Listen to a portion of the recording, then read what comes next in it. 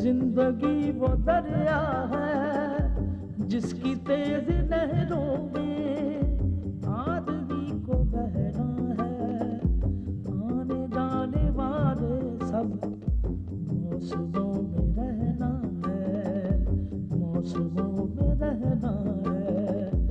वक्त की हथेली पर आसमान ने जो लिखा तारना नगर चाहे फिर भी टल नहीं सकता। दूसरा कोई भी हो आदमी की किस्मत का रुख बदल नहीं सकता, साथ चल नहीं सकता। जिंदगी वो दरिया है, कहीं गुल खुशबू जुगनू, कहीं दिल सहरा बादल सरगम, कहीं जिला और कहीं पे है चट्टान इंसान, चट्टान चट्टान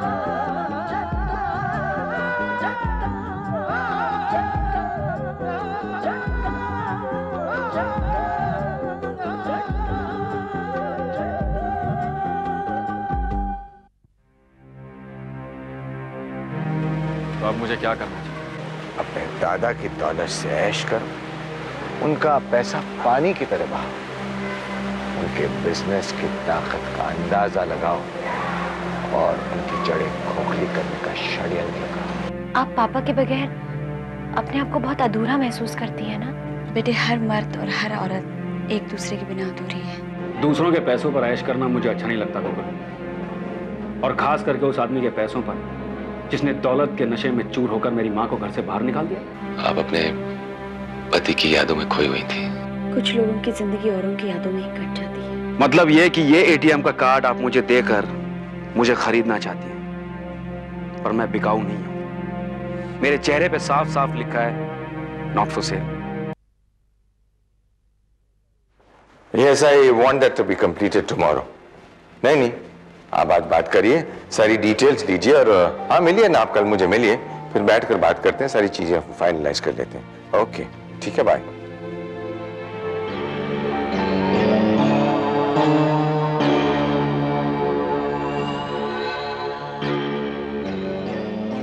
हेलो सूरज साहब।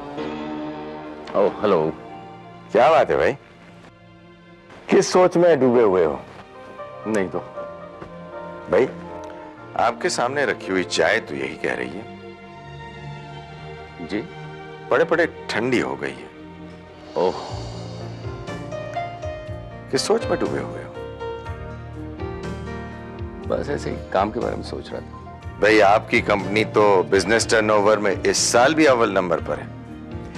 सूरज साहब, आप इतने नमक हलाल ना बनिए कि बस 24 घंटे मालिक के फायदे के बारे में ही सोचते रहे। नहीं, ऐसी तो कोई बात नहीं। चलिए, आप कहते हैं तो मान लेते हैं। वैसे पूर्णिमा कैसी है? ठीक। विशाल का कुछ पता चला? जी नहीं, अब आई मीन मुझे उसकी कोई जानकारी नहीं। वैसे अब उसे वापस आ जाना चाहिए। कब तक बेचारी अकेली जिंदगी के साथ जूझती रहेगी? मैं क्या कह सकता हूँ, ये उनका पर्सनल मैटर है। ऐसे शमशेर राज को भी अपनी बहू की जिंदगी इतनी खराब ना करके उसका हाथ किसी अच्छे आदमी के हाथ में दे देना चाहिए। देखिए, ये उनकी जाती जिंदगी का मसला है और हमें उसमें दखल नहीं देना चाहिए। अच्छा, चलता हूँ। अरे, चाय तो पीते जाइए, गरम गरम मंगवा देता हूँ। फिर कभी। शुक्रिया।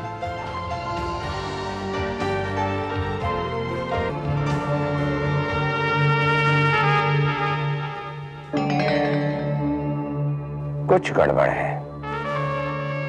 वक्त के साथ साथ मोहब्बत की दास्तान कुछ इंटरेस्टिंग मोड़ ले रही है। अच्छा ही है कमल चोपड़ा,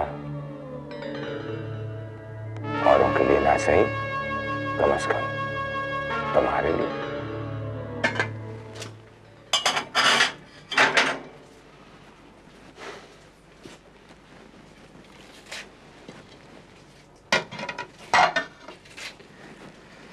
अब्बू देखिए, आप अपने दिन भर अपने काम में बिजी रहते हैं और मैं अपने ऑफिस में बिजी रहता हूँ।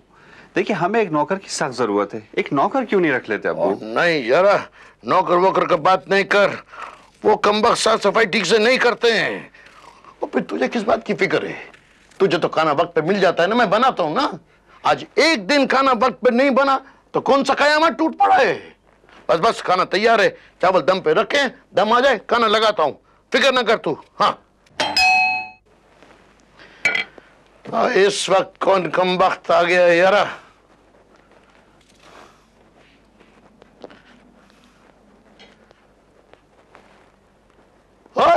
अजय आजा पुत्र, आजा आजा आजा आजा आजा आजा, खुशकी तई खुशकी तई खुशकी तई, अंदर अंदर अंदर। और फैसल, फैसल जी। ओ आना पुत्र, जल्दी आ जा, देख कौन है। आजा आजा आजा आजा आजा। फैसल, ये आजा, ये शमशेरा का पोता, ये मेरा पुत्र है, ये फैसल। हेलो, कैसे हो? बहुत कुछ सुना यार आपके बारे में। तो बैठिए। बैठो बैठो बैठो, बैठ बच्चा, बैठ बच्चा। वाह वाह वाह वाह। और सुना पुत्र, यहाँ अचानक कैसे आना हुआ? सब खैरियत तो है ना? गुल चाचा, मुझे नौकरी की तलाश है। मैं सोचा था अगर आप मेरी मदद कर देते तो। जरूर करेंगे, क्यों नहीं करेंगे। वो वैसे तुझे क्या काम की जरूरत है? तेरे दादा का कारोबार तो इतना फैला हुआ है, दादा के संभाल उसे। आप दादाजी के कितने करीब हैं? मैं वैशम शेरा के उतने करीब है बच्चा जितनी सांसें जिंदगी के करीब होती हैं। तो फिर आपने अभी तक उनके साथ काम क्यों नहीं किया है? ओए मैंने?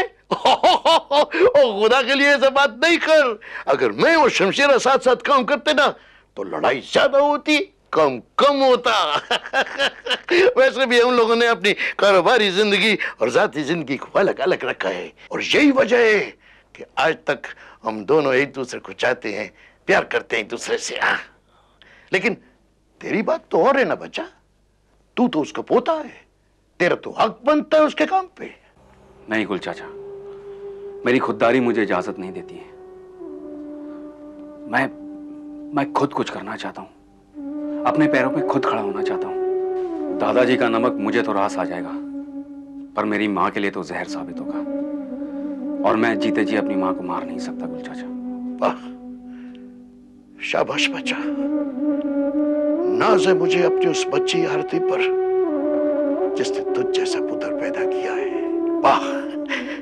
हाँ, अला ये बता कि तूने पढ़ाई कहां तक की है? ग्रेजुएट हूं गुल चाचा।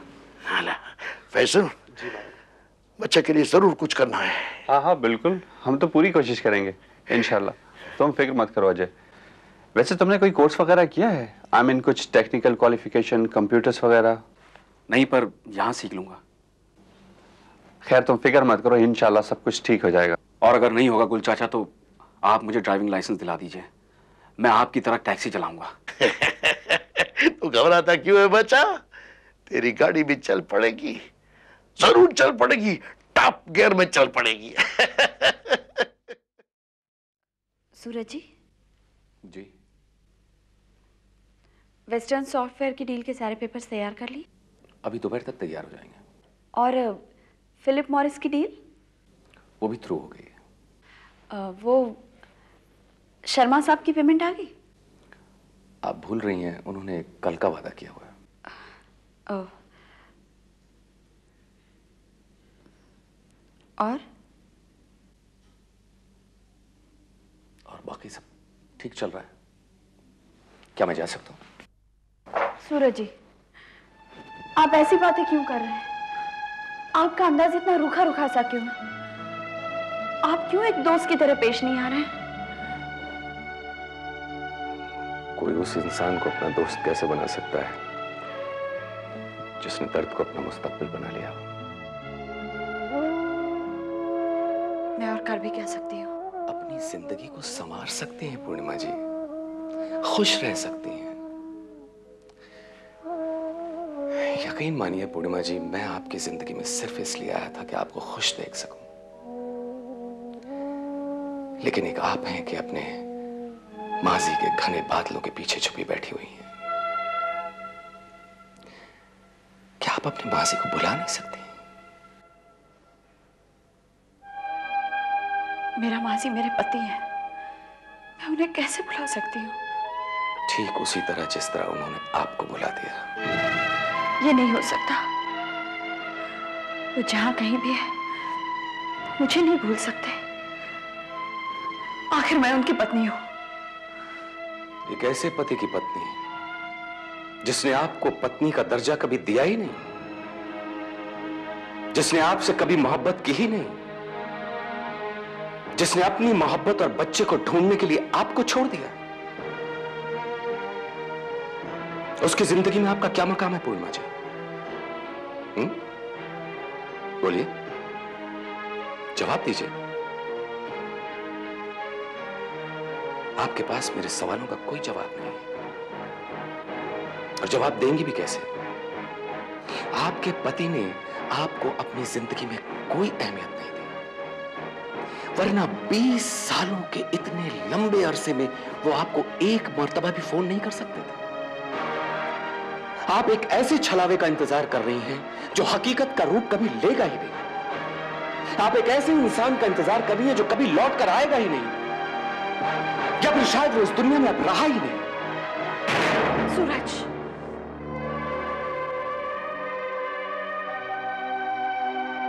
आई एम सॉरी,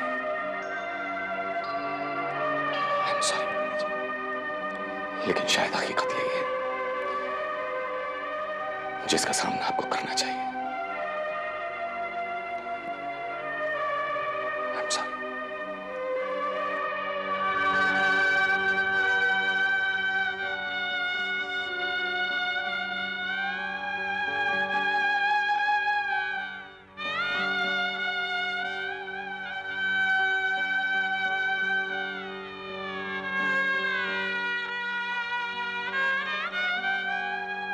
मेरे ख्याल से तुम्हारे पास बहुत अच्छी अपॉर्चुनिटी थी जिसे तुमने अपने हाथ से गंवा दिया। ऑन द कॉन्ट्ररी, मैंने तो इस अपॉर्चुनिटी का पूरा फायदा उठाया। वो कैसे? नहीं कमल साहब, मैं नहीं चाहता कि उनके कानों में इस बात की भनक भी पड़े कि मैं उनके घर किसी मकसद से रह रहा हूं। उनकी बहू बहुत चालाक है, वो कभी भी उनके कान भर सकती है। उसके लिए भी हमारे पास एक मोहरा है जो वक्त आने पर हम चलेंगे। कौन सा मोहरा? अरे भाई, अभी तुम कह रहे थे कि गरम गरम खाने से मुंह चल जाता है। थोड़ा सब्र करो, वक्त आने पर यह मोहरा तुम्हें ही चलना है।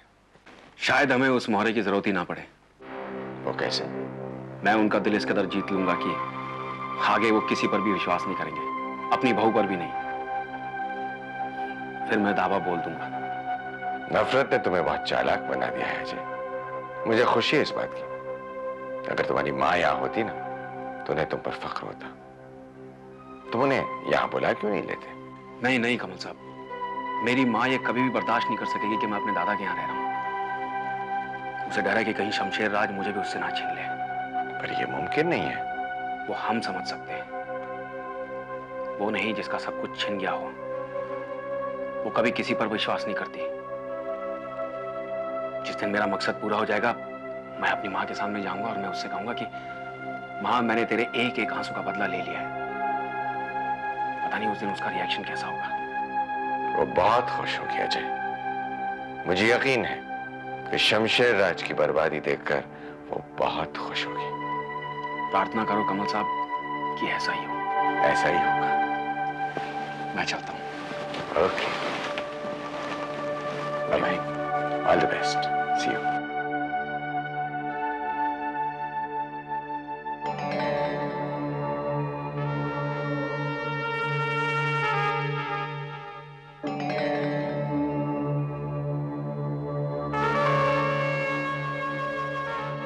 तेरी माँ की खुशी का तो मुझे पता नहीं अजय, लेकिन मेरी खुशी की कोई इंतहा नहीं रहेगी।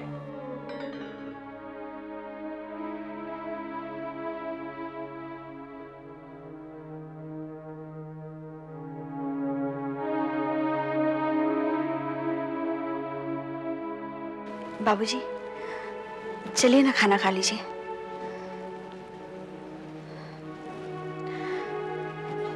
माँ जी, आप खाना नहीं खाएंगी तो अजय को बहुत बुरा लगेगा। उसे क्यों बुरा लगेगा? मैं उसकी लगती ही कौन हूँ जो उसे बुरा लगेगा? उसने एक पल के लिए भी नहीं सोचा कि मुझे कितनी तकलीफ होगी। बस वो कार्ड वापस लौटा कर कह दिया कि I am not for sale. क्या मैं उसे खरीद रही थी? बोलो, क्या कोई अपनों को खरीद सकता है? इसमें बुरा मानने की क्या बात है गायत्री? तुम्हें तो बल्कि खुश होना चाहिए कि तुम्हारा पोता इतना खुददार है, इससे हमें यकीन हो गया कि वो हमारा ही खून है। हाँ, वो आपका ही खून हो सकता है जो इतना जिद्दी है। तुम हमें ताना दे रही हो? मैं ताना नहीं दे रही, सच कह रही हूँ। आपकी जिद, फिर आपके बेटे की जिद, और अब आपके बेटे के बेटे की जिद, कोई कब तक बर्दाश्त कर सकता है? गायत्री, हम अपनी गलतियों की तुमसे माफी मांग चुके हैं। रहा सवाल तुम्हारे पोते का, तुम्हारे बेटे का, वहां हम भी मजबूर हैं। हम क्या कर सकते हैं? आप ये कैसी बातें कर रहे हैं? माना कि अजय से गलती हुई है, जब उसे एहसास हो जाएगा वो खुद आपसे माफी मांग लेगा। चोट पहुंचाकर माफी मांगने से कोई जख्म नहीं भर जाता। माँ जी, माँ बाप अपने बच्चों की हर छोटी बड़ी गलती को माफ करके भूल जाते हैं। क्या आप ये बात भूल नहीं सकती? क्या क्या भूलूं मैं? क्या मैं ये भी भूल जाऊं कि इसी जिद के कारण मैंने अपने बेटे को खो दिया? 20 साल से उसकी सूरत देखने के लिए तरस रही हूं। यह भी भूल जाऊं कि मैंने अपने पोते को अपनी बाहों में नहीं खिलाया, उसे पाला नहीं, और अब जब मैंने उसे पाया तो वो मेरी ममता को ठुकराकर इस बुढ़िया के मुंह पर उसने तमाचा मार दिया। हमने इतना बड़ा कारोबार किस लिए बनाया? क्या इसी दिन के लिए जब उसे हमारी कदर ही नहीं है?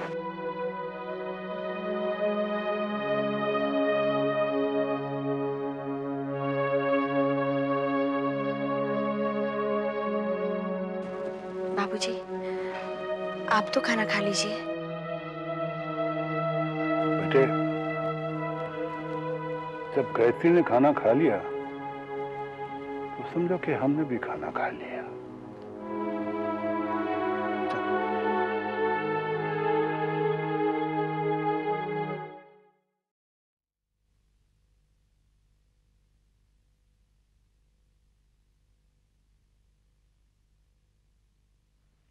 पूर्णिमा जी, कहिए क्या बात है? नहीं, मैं बस ये पूछने आया था कि आप अभी तक घर नहीं गई। दर्द मेरी जिंदगी है सूरज जी। अगर आप उसे बांटना नहीं चाहते तो फिर ऐसे सवाल करके मेरे दर्द में इजाफा क्यों कर रहे हैं? आप मुझे गलत समझ रही हैं। मैं आपको बिल्कुल सही समझ रही हूं। आप उन लोगों में से हैं जो सुख में तो साथ देते हैं, गम में नहीं। ऐसी बात नहीं है पूर्णिमा जी। ऐसी ही बात है। आज के बाद मेरी फिक्र मत कीजिए। मेरे नसीब में तन्हाई लिखी है, मुझे तन्हा ही रहने दीजिए। Good bye.